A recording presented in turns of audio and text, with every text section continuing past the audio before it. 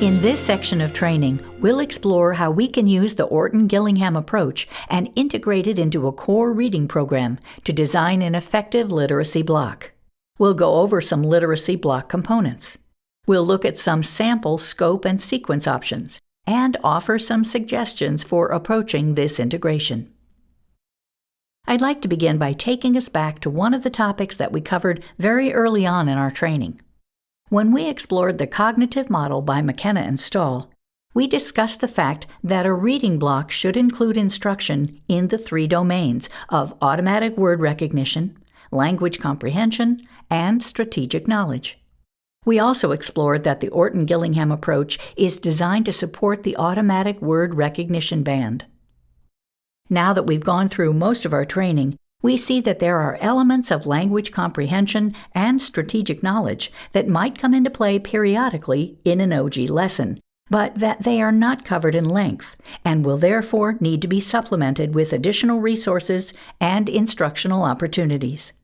Keeping this framework in mind, we'll explore how an OG lesson can fit into a core reading program, and which components of a core reading program will need to be utilized in conjunction with OG to ensure that all 3 domains are adequately covered. We'd like to offer a word of caution before we get into our discussion about integrating OG into a core program. Number 1, in this section of training, we're going to be offering some suggestions.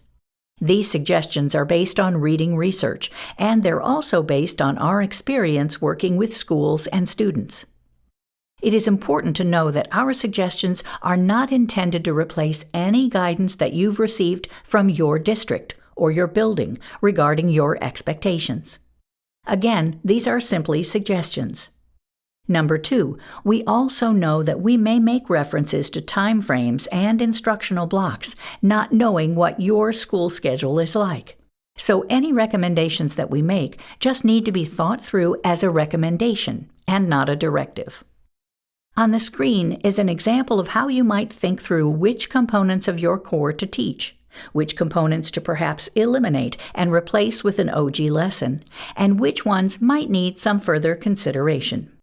The terms on the screen may not perfectly match those used in your core program regarding component labels, but they're likely close enough that you should be able to draw some parallels between what you see on the screen and the core that you're using. Let's talk about the color coding. In the green band, you'll see components that represent those that we suggest you teach using your core component program.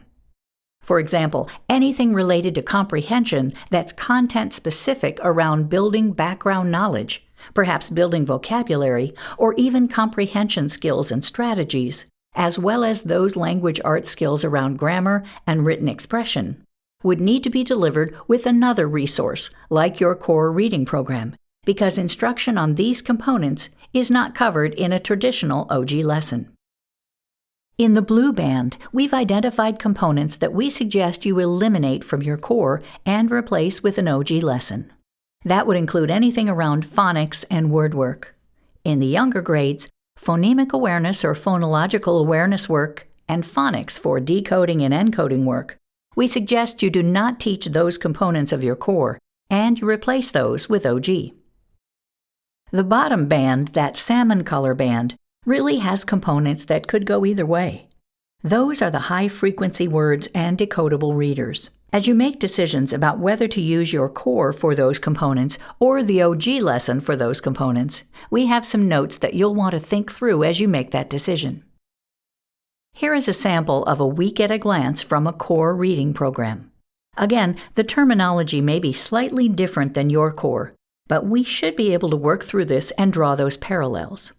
So, looking at a 5-day instruction plan, you can see that in the green band, we are suggesting that oral language development, the oral vocabulary, the reading comprehension strategy skill, and the genre studies, as well as those language arts components, would need to be delivered using your core reading program.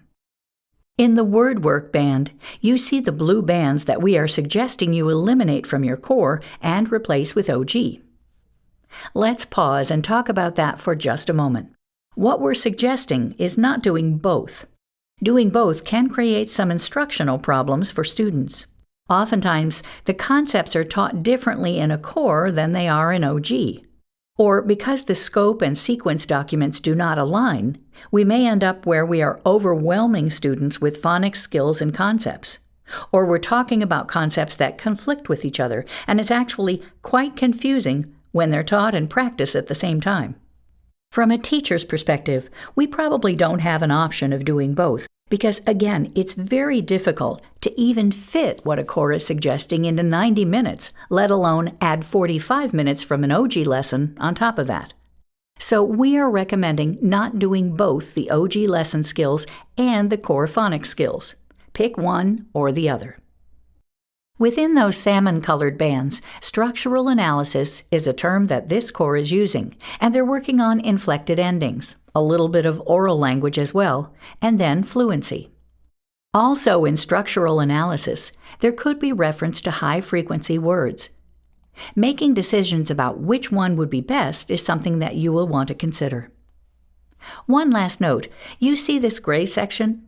It's a core assessment. If you are using the OG lessons instead of the core lessons for phonics, it's important to note that the unit assessments or the core assessments may unfairly test students on skills that you haven't taught. Modifying those assessments may be necessary. The Orton-Gillingham approach could be used in a number of different instructional models. OG could be used in a whole class setting, an intervention-only setting, one-on-one, or any combination of those. We'll talk first about a whole class model. We recommend, especially in the early grades, kindergarten through second, or at least kindergarten and first, using a whole class preventative OG model. This involves having all students participate in OG. The advantage to this is that not only can it prevent some students from falling behind, it also gives those at-risk students the benefit of a double dose, so their intervention instruction aligns with their core instruction. When using a whole class model, we recommend, as much as possible, skill-based grouping. In a skill-based group setting, we suggest using data to identify which kids would be best placed in a more advanced and accelerated OG lesson, those that would be in an on-level OG lesson, and those that would benefit from a smaller group with a more intensive intervention OG lesson, still within their core block. They would then have the benefit of a double dose in a pull-out intervention setting. In order to keep ratios effective in a whole class model, it may be important to utilize additional support staff to deliver OG lessons. This may involve the more accelerated students being in a larger group setting and the most at-risk students having a smaller, intensive group. If this structure works for your school, you'll find that making sure that all teachers within a grade level have the same OG block is beneficial. To maximize the availability of support staff, it may be important to stagger OG blocks across multiple grades, so that staff is available to support first grade OG and also kindergarten OG, since those blocks will occur at different times. In the intervention setting for those students receiving a double dose, it's recommended that the interventionist stay a few lessons behind the classroom teacher, so that those students have the benefit of additional repetition and mastery of skills that they're lacking. If the students are very behind, it may be necessary for the interventionist to modify lessons to fill in the gaps with information that the students desperately need. If OG instruction is being provided in an intervention-only model, there are a couple of things you may want to consider as you develop your plan. Will it work to use the grade-level lesson plans and to follow the grade-level scope and sequence for your group of students? Or are the needs of your students so diverse and intense that you may need to modify the plans or even write your own? Given how much time you have for interventions, often at most 30 minutes, it may be necessary to consider which components of the plan to teach, which to eliminate, or how you might adjust the time frame to fit everything into the allotted time. If you are able to coordinate with the classroom teacher, components that you know he or she are able to deliver in class, you may find it beneficial to eliminate those from your plan. You may also need to consider how to use data to inform your decision-making in starting points on a scope and sequence, or in designing your own plans. Whether you're using our lessons or writing your own, You may find it beneficial to become oriented with the different scope and sequence documents for each grade level.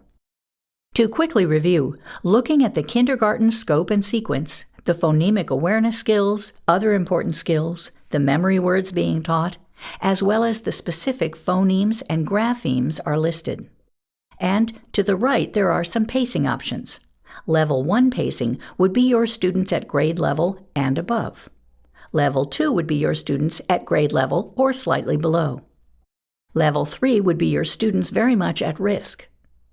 Where you see a number in that column, it indicates that you should stop and teach that lesson. If there is a blank in that column, it indicates that you can skip or omit delivering that lesson. Regardless of which pacing you choose, it's important to do the lessons in order and not to skip around.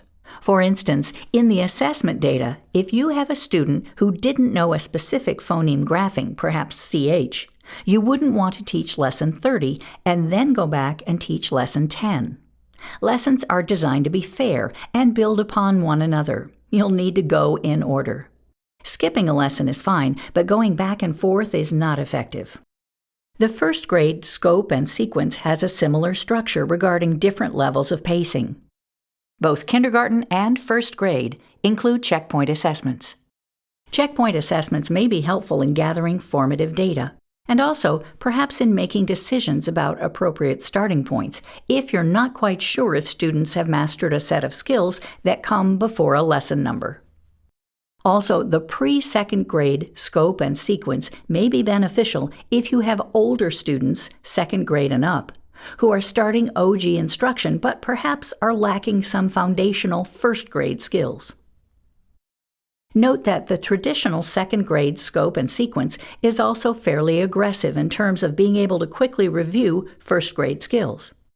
Also note that there are some built-in review days where you can either provide additional practice with skills that you're not sure your students have mastered, or that you can do some informal assessments on those days. The other grade scope and sequence has an order similar to second grade. It's slightly more aggressive, but more challenging in terms of word choice. Also, 2 separate pacing options for you to consider. The intermediate scope and sequence is making some assumptions about students having blending skills mastered and having a nice foundation to build upon so that we can really jump into word attack skills for multisyllabic words. As you and your team work together to determine the best plan for your students, please feel free to reach out. We're happy to offer any insight and to share options that have worked or not worked for other districts. This concludes the Integrating OG portion of training.